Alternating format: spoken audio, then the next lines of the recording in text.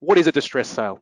So it's essentially when a vendor or a seller is in a particular situation where they're forced to sell their property in an urgent and very timely manner. So something has occurred or something is about to happen where they need to liquidate and get the cash out of their asset to be able to use those funds.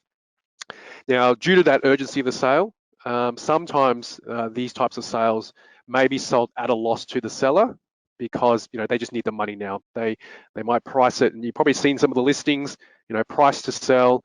There's no mucking around. Obviously, there are some where that's not in fact true, but there are situations where a vendor will tell the agent, look, I just want to sell it, put it at a price that it's going to move, maybe even a little bit below value, below what the market's asking for, and I just need the cash. For a lot of people, you may think, well, why would you ever do that? I guess until you're in that situation where you need to liquidate and get cash urgently, you just don't know. So these are some of the examples of why people need to liquidate. So we've got divorce. This actually happened to a property across from a house that I grew up in Cairns. They bought a husband and wife at the time, bought the house across the road.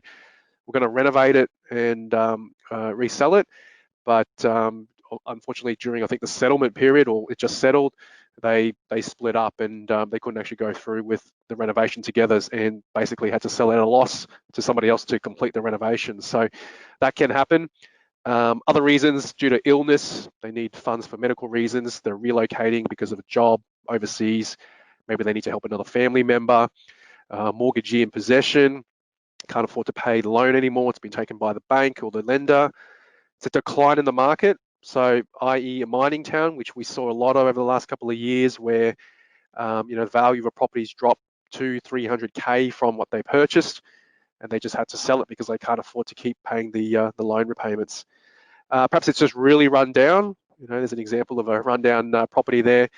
Perhaps a couple have retired. The kids have all moved out. They haven't renovated. They don't plan on renovating before they downsize, and they just want to sell it as is. And we've seen a lot of those. And areas where they're gentrifying is where you tend to see those. And even time on the market. A property can actually become distressed the longer it stays on the market for sale. And that could be because of a number of reasons. One, it is because it's so run down, but more often than not, it's because the vendor is emotionally attached to the property and they think it's worth more than what it really is.